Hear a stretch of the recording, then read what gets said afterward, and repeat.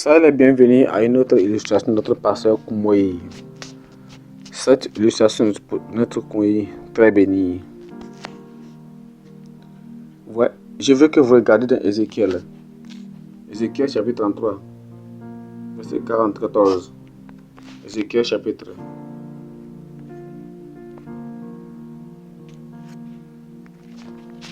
Ézéchiel chapitre 33, verset 14. Pour voir ce qu'est la repentance. C'est quoi la repentance? On va voir. C'est quoi la repentance? Ézéchiel chapitre 33, le verset 14. Lorsque je dis au méchant, tu mourrais s'il revient de son péché et pratique la droiture et la justice. Le changement de temps, de sa disposition, de sa pensée, de ton désir, la redirection de ton désir, de la droiture, et il se détourne de cette droiture et fait ce qui est juste. Et s'il rend le juste, le gage, et restitue ce qu'il a ravi, s'il suit les préceptes qu'il donne la vie, sans commettre l'iniquité, il vivra et il ne mourra point. Ça dit la repentance amène la restitution. Dans le verset 14, il dit, lorsque je dis au méchant, il se détourne de son péché et pratique la droiture et la justice. Mais là-bas, il y a un virgule, il n'y a pas le point là-bas, il y a un virgule. Tout ce que tu as perdu, tout ce que tu as volé, tout ce que tu as pris d'une manière inappropriée. Je vais montrer une chose pratique. Genèse.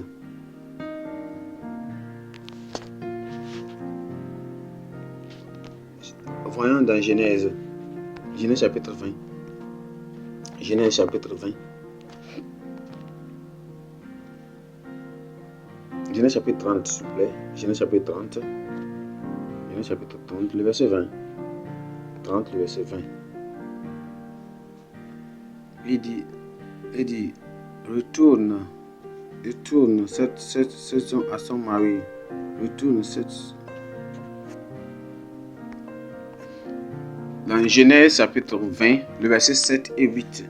Il dit maintenant, rends la femme de cet homme, car il est prophète, il pria pour toi et tu vivras. Mais si tu ne le rends pas, sache que tu mourras, toi et ce qui t'appartient. Celui-là a pris la femme d'Abraham. Et à cause de cela, le Seigneur est venu et il a dit, tu n'es pas bien, tu es mort, tu es en péché, tu n'es plus innocent encore. Voyez, quand vous allez en péché, vous n'êtes plus innocent.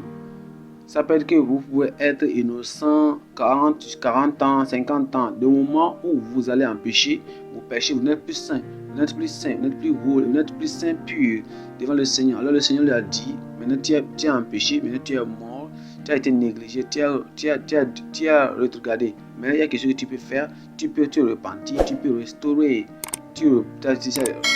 Repentance, ça veut dire restaurer. Ça veut dire que tu restaures, tu retournes. Le verset 8, il dit, alors Abimelech se leva de bon matin, il appela tous ses serviteurs et leur rapporta toutes ces choses, et ces gens furent saisis d'une grande frayeur. Il n'a pas dit oh sympa, il dit, ça peut être sérieux, c'est sérieux. Ouais, certaines personnes, ils se justifient de leur état de péché. Il dit, qu'est-ce que j'ai fait? Moi, je ne vois rien de sérieux ici. Ils s'amusent avec ça, ils font des moqueries de cela, ils se moquent de cela. Et c'est une attitude mauvaise. Et les gens qui ont de telles attitudes ne vont jamais se repentir. Verset 14. Verset 14, il dit, Abimelech prit des brebis et des bœufs, des serviteurs et des servants, et les donna à Abraham, et il rendit cela sa femme. C'est la repentance. Quand vous restaurez, il a restauré cette femme-là. Quand vous retournez tout ce que vous avez en votre possession, vous voyez cette femme, cette fille, cet enfant qui a volé.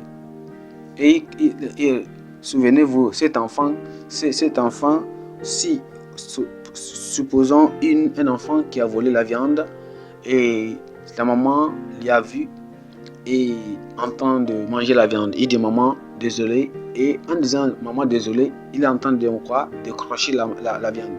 Il est en train de mâcher la viande. Il dit maman désolé, hein, j'ai volé la viande. Désolé, il est en train de mâcher la viande. Il est en train de manger la viande. Ça, c'est pas la repentance, ça. Ça, c'est un voleur. C'est un voleur. Il dit désolé, il est en train de faire. C'est comme la polygamie. C'est comme la polygamie. Il dit je ne savais pas. Si je savais, je ne devais marier la deuxième femme. Si je devais le savoir, j'ai reçu après. Maintenant, j'ai déjà, désolé. Désolé, si j'avais su déjà là, je ne devais marier la deuxième femme. Mais il continue à garder la deuxième femme. Ça, c'est pas la repentance. C'est comme un fornicateur, il vient, il écoute la parole, il dit désolé de mon attitude de fornication. Si j'avais écouté ça rapidement, j'avais écouté ça avant, mais il continue à gagner cette copine, ses copains. Matthieu. S'il y a la repentance, qu'on doit le voir. Matthieu 3:8. Matthieu chapitre 3, le verset 8, il dit produisez donc le fruit digne de la repentance. Si vous êtes repenti, quand même il y aura la prière, vous irez faire parce que vous avez offensé Dieu. Et il doit y avoir un détournement d'une nouvelle vie. 2 Corinthiens 7. 2 Corinthiens 7.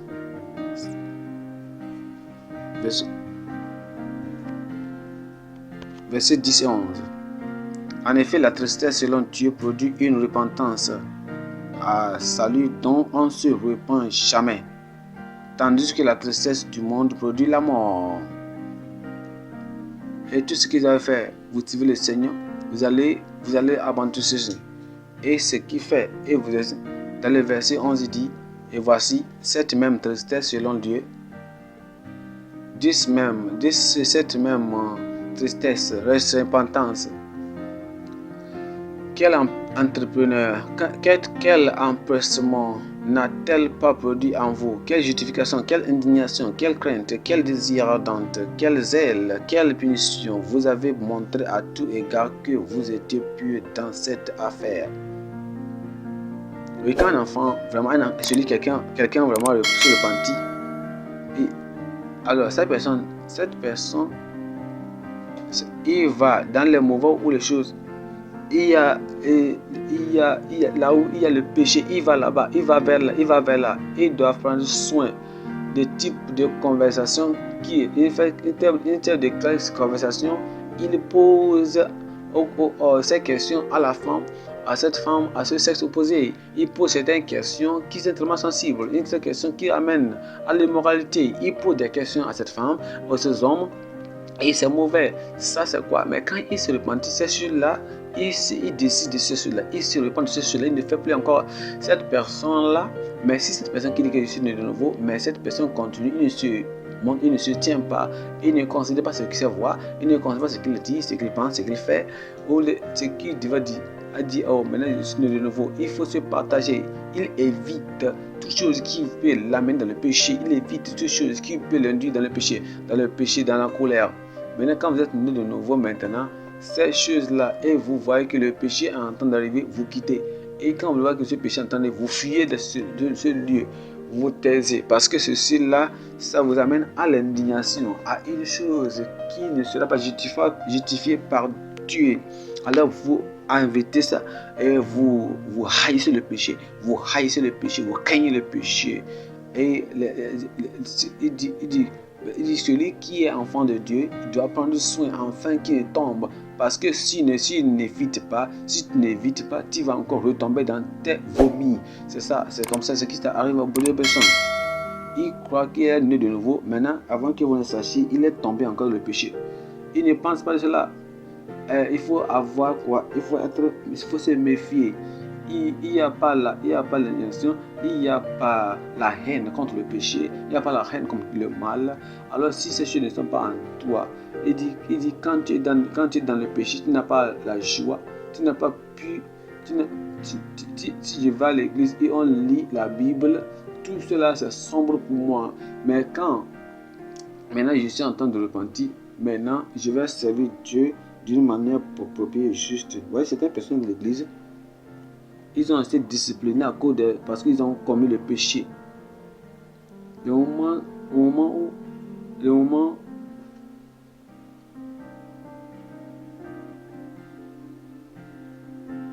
mais maintenant, il a été, maintenant,